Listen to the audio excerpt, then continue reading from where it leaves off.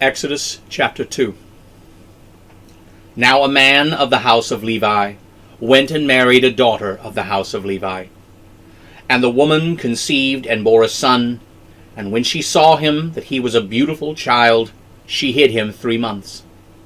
When she could no longer hide him, she took for him a container made of bulrushes, and daubed it with tar and with pitch. She then put the child in it, and set it in the reeds by the river's bank. Then his sister stood afar off, so that she might know what would happen to him. The daughter of Pharaoh came down to wash herself at the river, while her maidens walked along by the river's side. And when she saw the container among the reeds, she sent her maid, and she retrieved it. When she opened it, she saw the child. He was crying. She had compassion on him, and said, "This is one of the Hebrews' children." Then his sister said to Pharaoh's daughter, "Shall I go and call for you a nursing woman of the Hebrew women, so that she may nurse the child for you?" And Pharaoh's daughter said to her, "Go." So the young girl went and called the child's mother. Pharaoh's daughter said to her, "Take this child away and nurse him for me, and I will give you your wages." So the woman took the child and nursed him. Now the child grew, and she brought him to Pharaoh's daughter, and he became her son. And she called his name Moses, and said, "Because I drew him out of the water." In those days, when Moses was grown, he went out to his brothers and looked on their burdens.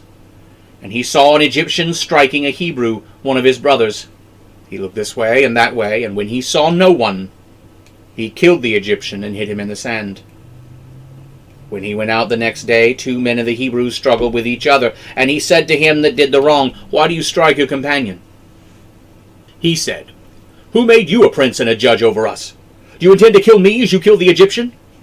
Moses feared and said, "Surely this thing is known." Now when Pharaoh heard this thing, he sought to slay Moses. But Moses fled from the presence of Pharaoh and settled in the land of Midian, and he dwelled by a well.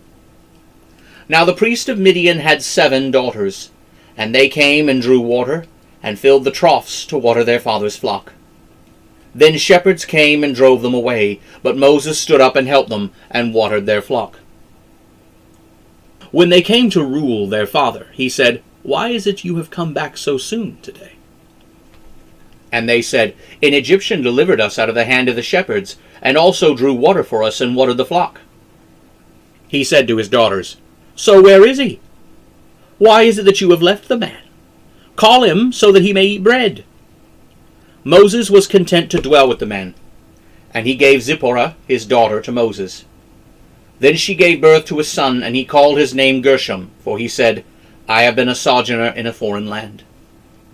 In the passing of time the king of Egypt died, and the children of Israel sighed because of the bondage, and they cried out, and their cry came up to God on account of the bondage. God heard their groaning. And God remembered his covenant with Abraham, Isaac, and Jacob. God looked on the children of Israel, and God had concern for them.